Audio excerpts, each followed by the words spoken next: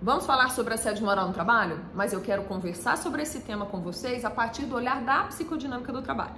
Eu sou Alessandra Demito, doutora em psicologia, estudiosa da psicodinâmica do trabalho há mais de 15 anos. E quero aqui hoje, no Dia Nacional de Combate ao Assédio Moral, compartilhar com vocês, através desse vídeo, alguns pontos que são essenciais de como a psicodinâmica do trabalho olha para o fenômeno do assédio moral e pode ampliar a compreensão dessa questão que hoje é tão importante para a nossa saúde mental, para pensar a evolução dos ambientes de trabalho.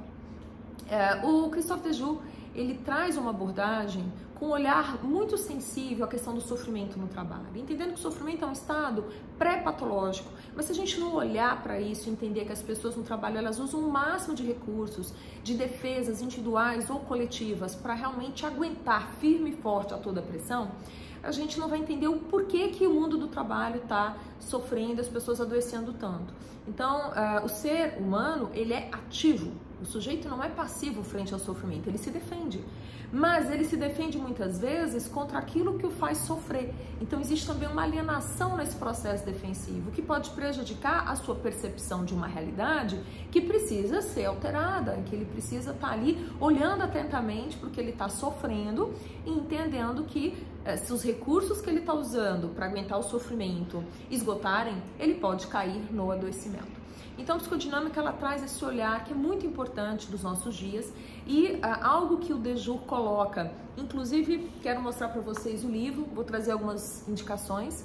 A banalização da injustiça social, ele traz um olhar muito interessante sobre o contexto pelo qual o assédio moral hoje ele se dissemina de uma maneira que, ao entender as ideologias que permeiam esse contexto, a gente consiga ter um olhar mais crítico também para essa questão. O Dejoux vai trazer dois pontos essenciais para entender como é que as empresas hoje, às vezes, elas toleram tantos atos violentos. Será que falta compaixão, empatia, cooperação? Qual que é o discurso justificador para que as pessoas olhem essas violências e aceitem? Será que todo mundo é um perverso moral e quer realmente fazer o mal? Ou como que essa empresa ela convence pessoas do bem a realmente infligirem mal às outras? Ele vai trazer nesse livro duas questões importantes. A primeira é a ideologia defensiva do realismo econômico.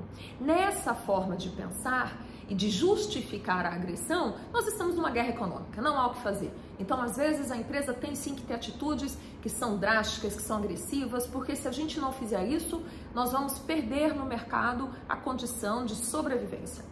Então, cuidado, porque essa ideologia acaba criando um espaço, uma justificativa, para que comportamentos abusivos aconteçam.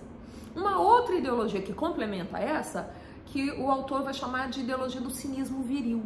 Então, o comportamento abusivo e violento, ele se justifica por uma necessidade do gestor mostrar a sua força, a sua coragem em fazer aquilo que deve ser feito em nome de um bem maior, que estaria aí relacionada à ideologia defensiva do realismo econômico. Então, elas se complementam e elas trazem, então, nesse ambiente que justifica muito os seus atos abusivos e violentos por essas ideologias, condições que acabam fazendo as pessoas não perceberem, não se sensibilizarem para aquilo que está realmente acontecendo na organização. Então, para quem quiser aprofundar, para entender melhor esses discursos justificadores, vale a pena a leitura desse livro. Agora, além desse contexto que é criado a partir dessas ideologias, a gente pode também pensar como a precarização do trabalho, o medo do desemprego, da exclusão, faz com que as pessoas se tornem mais individualistas, que os laços de solidariedade se esgarcem numa organização e que as pessoas sintam-se muito sozinhas para enfrentar o dia a dia e a dificuldade de trabalho. A psicodinâmica, ela traz um conceito essencial do que é esse sofrimento no trabalho, né? O trabalho pode nos oferecer o melhor ou o pior, vai depender de como a organização do trabalho define o destino do sofrimento no trabalho. O sofrimento no trabalho tem a ver com o enfrentamento daquele trabalho que está prescrito, planejado e que nem sempre acontece, né? O que acontece é o trabalho real. E a gente descobre essa diferença entre prescrito e real de uma forma afetiva, muitas vezes sentindo-se mal, porque errou, porque fracassou, não conseguiu. E aí você vai se engajar, né, mobilizar a sua engenhosidade, a sua experiência para dar conta daquele trabalho. Mas é necessário que você possa encontrar no olhar dos colegas uma validação do que você está passando, né? Do que você está enfrentando. Porque muitas vezes, se não há espaço para falar dessa defasagem, trabalho prescrito e real, e você percebe ali algumas situações e condições que são até perigosas da forma que o trabalho é feito, e de repente você decide falar isso, o ambiente pode não aceitar. O ambiente pode realmente se incomodar com alguém que seja mais contestador, que olhe mais para essa defasagem entre prescrito e real e queira falar sobre ela, porque muitas vezes aquilo que não pode ser dito, os silenciamentos, as questões de uma política muito endurecida, muito rígida, vão fazer essa pessoa sofrer, muitas vezes começar um processo de exclusão e de assédio ao seu redor. E combinada a essa questão, a falta de cooperação e solidariedade vai colocando esse profissional ali num lugar que é praticamente um deserto. Ele não encontra nenhum colega para falar assim, olha, eu tô vendo isso que você está mostrando. Realmente existe um risco aqui, nós precisamos falar disso. Pelo contrário, ele não encontrando validação daquilo que ele percebe na realidade entre os colegas, ele começa a duvidar dele. Então, o assédio, claro, ele vai ter aí, para realmente se classificar como assédio, não só como uma violência no trabalho, ele tem que ser intencional, ele tem que ser frequente. Então, ele tem uma evolução em fases, que isso vai se configurando como um ato mesmo abusivo, e a intencionalidade aqui é uma questão muito importante, mas essa forma das pessoas se organizarem na empresa, essa falta de empatia, cooperação e apoio mútuo, cria também condições, nutre um terreno fértil para comportamentos que sejam abusivos. Para além dessas questões, o Deju também traz o assédio como essa patologia da solidão. Então, você realmente se vê sozinho, enfrentando ali situações em que as pessoas parecem não acreditar você verdade, confiança, e estar só é o pior que pode acontecer no momento em que você se sente agredido. O Deju acredita que o assédio sempre existiu, mas infelizmente hoje a gente tem condições que favorecem uma vivência dessa agressão muito dolorosa, muito desestabilizadora. Um outro ponto que é importante trazer aqui, e aí o Deju vai trazer nesse livro aqui, Casos Clínicos em Psicodinâmica do Trabalho, um capítulo que ele vai falar sobre o caso da senhora VB, que é um caso real de suicídio na França. Muito interessante, e que ele vai mostrando que o que aconteceu com essa executiva, que trabalhava há muitos anos numa empresa francesa, ela sofreu o assédio principalmente porque ela não se submeteu, ela não teve aquela submissão necessária para realmente poder se livrar desses ataques.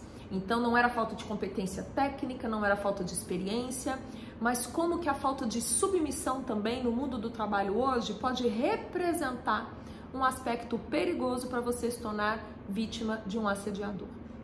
Então a psicodinâmica, ela traz assim, um olhar para o contexto, com essas ideologias, olhando para isso, para a relação entre as pessoas, como que a falta de cooperação, de olhar, de confiança um com os outros, pode criar e propiciar também os atos dos assediadores. E por fim, que o assédio não está só ligado, né, a gente imaginar que aquela pessoa que está sendo assediada, ela é masoquista, ou ela é depressiva, ela é alguém muito engajado geralmente com o trabalho, porque se você não tem um envolvimento subjetivo com o trabalho, como é que você faz um trabalho bom, né?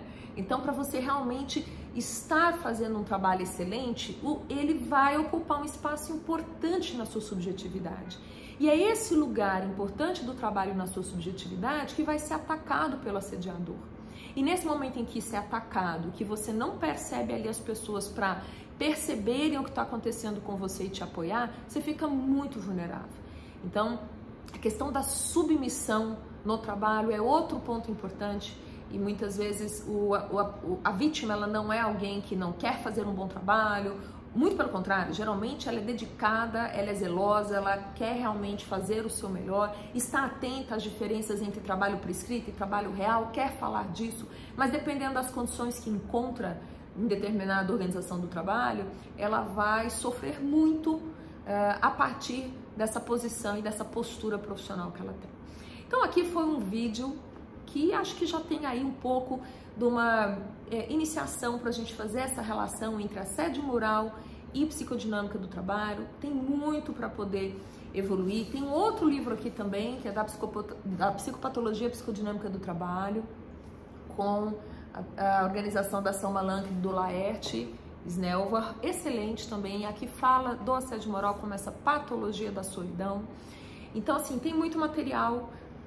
Se vocês gostarem desse vídeo, deixem seu like, peçam aqui informações nos comentários, dúvidas, perguntas, o que vocês querem que eu possa trazer mais dessa relação entre o assédio moral e a psicodinâmica, porque eu acho que pelo vídeo deu para perceber que tem muita coisa para a gente aprofundar. A psicodinâmica é uma abordagem riquíssima para a gente olhar para essa questão que é complexa e realmente tentar entendê-la da melhor forma. Então eu aguardo aqui os comentários, as perguntas e espero poder trazer mais informações e análises para vocês.